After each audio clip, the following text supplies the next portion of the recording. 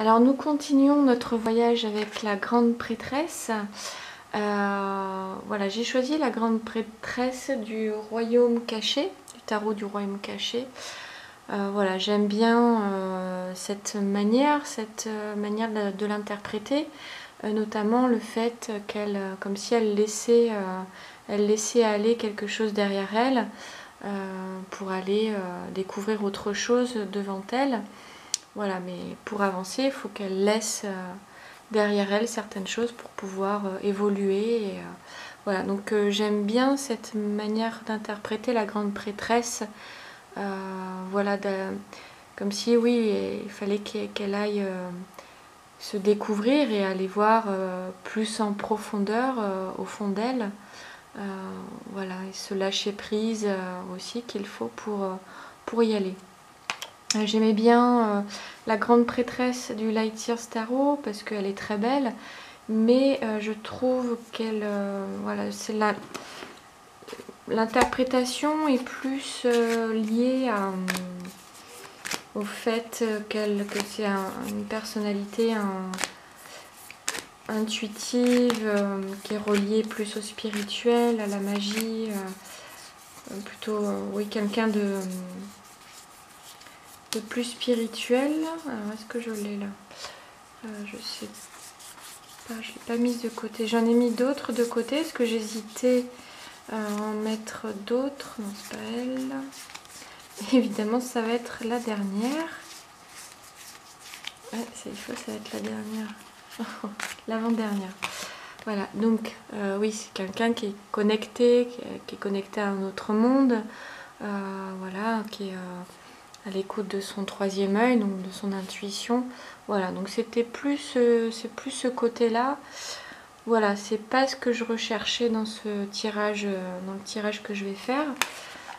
Voilà, moi j'aime bien les grandes prêtresses qui représentent vraiment le fait de découvrir vraiment qui elles sont et d'aller, de pas avoir peur d'aller même dans leur profondeur. Et on n'en voit pas très bien. Là c'est le Orient Tarot.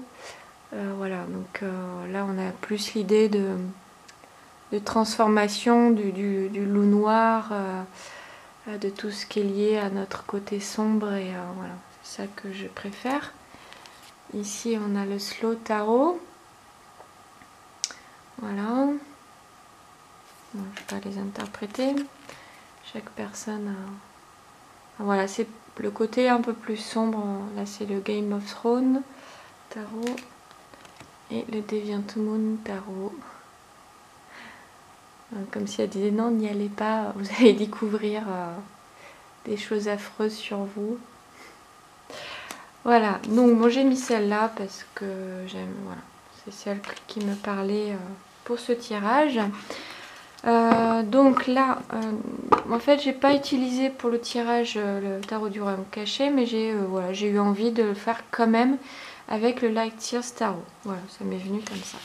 Bon, on va commencer. Alors, en première position ici, alors vu que c'est vraiment lié quand même à un travail de l'ombre, là pour le coup, hein, c'est d'y aller vraiment en profondeur et d'aller chercher un petit peu sa part cachée, refoulée, et des choses qui ne vont pas faire forcément plaisir.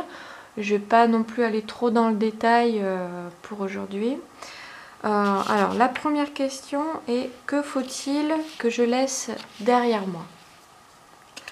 Donc là on a le 2 d'épée.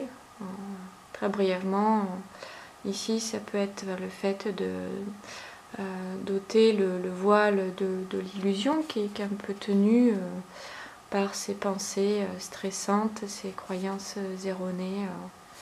Voilà, donc voilà pour que faut-il que je laisse derrière moi. En deuxième position, ici, avec le page de bâton, qu'est-ce que je ne veux pas voir en moi? Qu'est-ce que je ne veux pas voir? Page de bâton. Voilà. En troisième position, ici, avec le 6 de bâton, la question est: de quel sentiment ou émotion ai-je eu honte ou peur? Voilà. De quel sentiment ou émotion ai-je eu honte ou peur, voilà, ou de quoi j'ai eu peur, de quoi j'ai eu honte dans ma vie, voilà. Qu'est-ce qui a déclenché certaines choses en moi qui peuvent expliquer du pourquoi je suis comme ça maintenant, voilà. Donc voilà, on va vraiment dans l'ombre, quoi. Ici en 4e position, qu'est-ce que je nourris le plus en moi? Qu'est-ce que je nourris le plus en moi? Voilà, donc à voir quelles émotions vous nourrissez le plus, quelle attitude, voilà, quel comportement. En 5e position, qu'est-ce qui m'énerve chez les autres et qui me rappelle moi? Ça s'appelle des projections. Voilà, en général, ce qui nous énerve chez les autres, eh bien, c'est ce qui nous énerve aussi en nous. Donc c'est intéressant de voir un petit peu cet effet miroir. En 6e position, ici en haut, quelle qualité ou don ai-je dû réprimer enfant selon moi? Quelle qualité ou don ai-je dû réprimer enfant selon moi? En 7e position, que vais-je trouver si je travaille sur moi? Bon.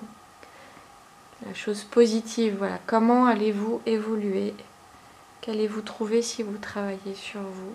Quel bénéfice va vous amener ce travail sur vous? Travail de l'ombre. Et en 8e position, à quoi j'aspire? Comment je me vois après ce travail de l'ombre? Après ce travail en profondeur.